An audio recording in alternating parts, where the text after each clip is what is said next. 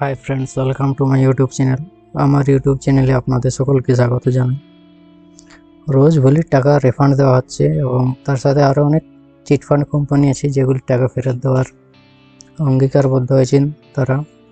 তো এটি অনলাইন করতে হবে কীভাবে, তো চলুন প্রথম থেকে শেষ পর্যন্ত ভিডিওটি দেখুন, তাহলে বুঝতে পারবেন। সমস্ত প্রসেস এই ভিডিওতে আলোচনা করা হয়েছে। তো বেশি দেরি না করে ভিডিওটি শুরু করা যাক।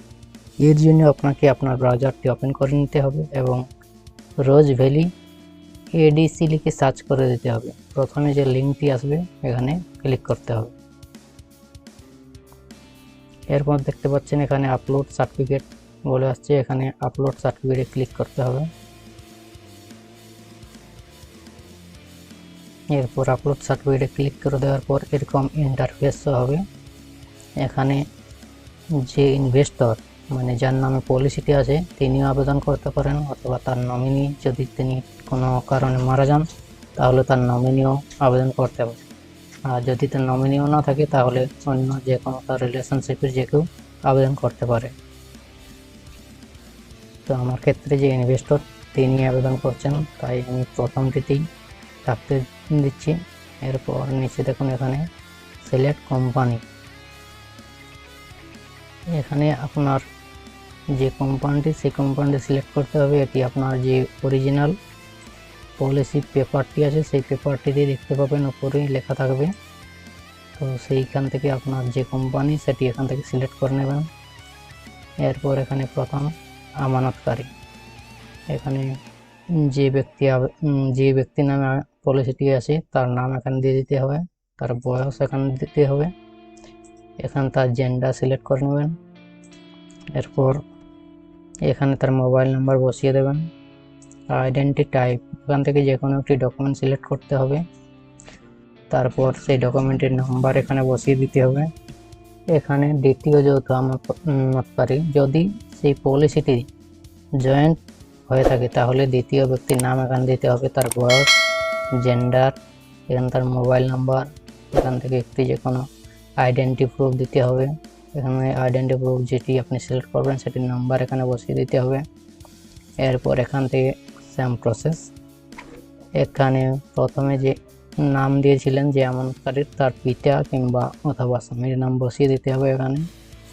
এখানে তার ঠিকানা ফিল আপ করতে হবে, এখানে স্ট্রিট দিয়ে দিতে হবে, রাস্তা, এখানে ভিলেজ দিতে হবে, এখানে পোস্ট অফিস, এখানে পুলিশ স্টেশন দিয়ে দিতে হবে। এখান থেকে রাজ্য সিলেক্ট করে নিতে হবে, এখান থেকে তার জেলা সিলেক্ট করতে হবে, এখানে পিনকোডটি বসিয়ে দেবেন।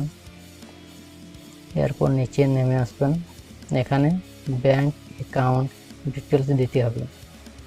এখানে সিলেক্ট করে আপনার যে ব্যাংক অ্যাকাউন্টে দিতে চান, যে ব্যাংক অ্যাকাউন্টের সাহায্যে আপনি পেমেন্টটি নিতে চান সেই ব্যাংক অ্যাকাউন্টটি এখান থেকে সিলেক্ট করে নেবেন।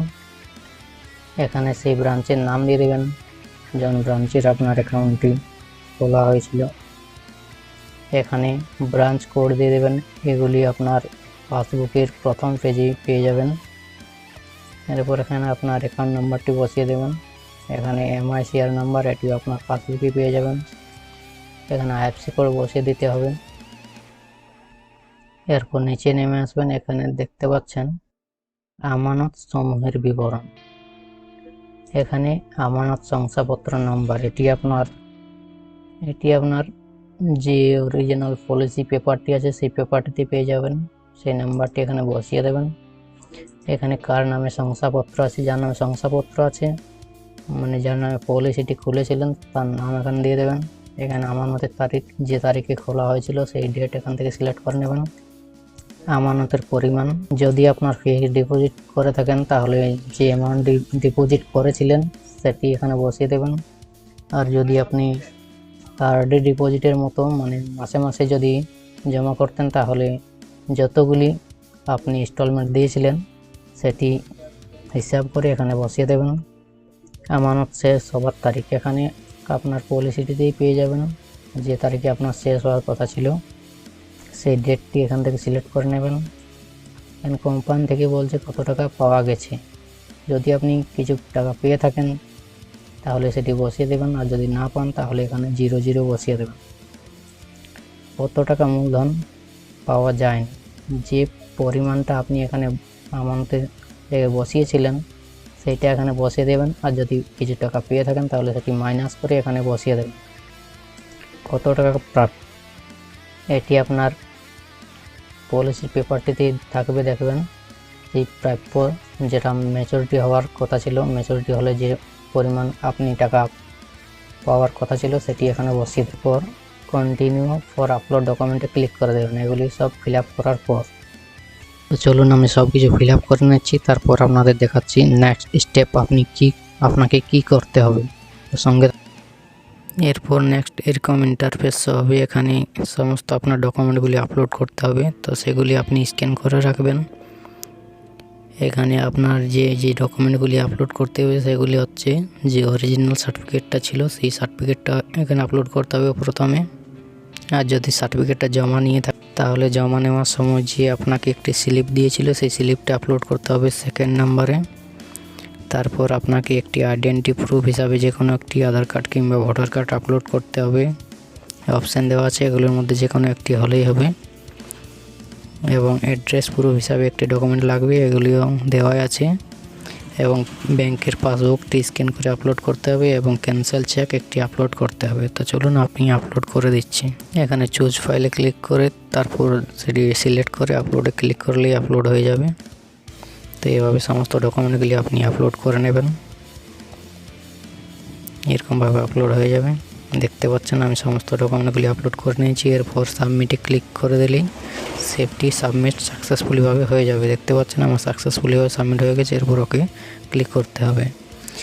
এরপর আপনি যে অ্যাপ্লিকেশনটি করলেন তার স্ট্যাটাস আপনি কিভাবে চেক করবেন, তো এর জন্য আপনাকে আবার সেই রোজ ভ্যালি রিফান্ডের যে হোম পেজ সেই হোম পেজে চলে আসতে হবে এবং কোণে দেখতে পাচ্ছেন ইনভেস্টর্স বলে আসছে, এখানে ক্লিক করতে হবে। এখানে ক্লিক করে দিতে হবে। তো চলুন আমি দেখিয়ে দিচ্ছি কীভাবে আপনারা স্ট্যাটাস চেক করবেন। এখানে আপনার যে পলিসি নাম্বারটি ছিল সেই নাম্বারটি দিতে হবে, অথবা অ্যাকনোলেজমেন্ট নাম্বারটি, সেই নাম্বারটি বসিয়ে দেবেন দুটির মধ্যে যে কোনো একটি, এবং ক্যাপচা কোডটি ফিল আপ করে সার্চে ক্লিক করে দিলেই আপনার পলিসির স্ট্যাটাসটা এখানে শো হয়ে যাবে। তো ভিডিওটি কেমন লাগলো, আশা করি ভালো লাগবে। যদি ভিডিওটি ভালো লাগে তাহলে একটি লাইক করে দেবেন এবং আমার চ্যানেলে যদি নতুন হয়ে থাকেন তাহলে চ্যানেলটি সাবস্ক্রাইব করে পাশের বেল আইকনটি প্রেস করে দেবেন এই ধরনের আরও ভিডিও পাওয়ার জন্য।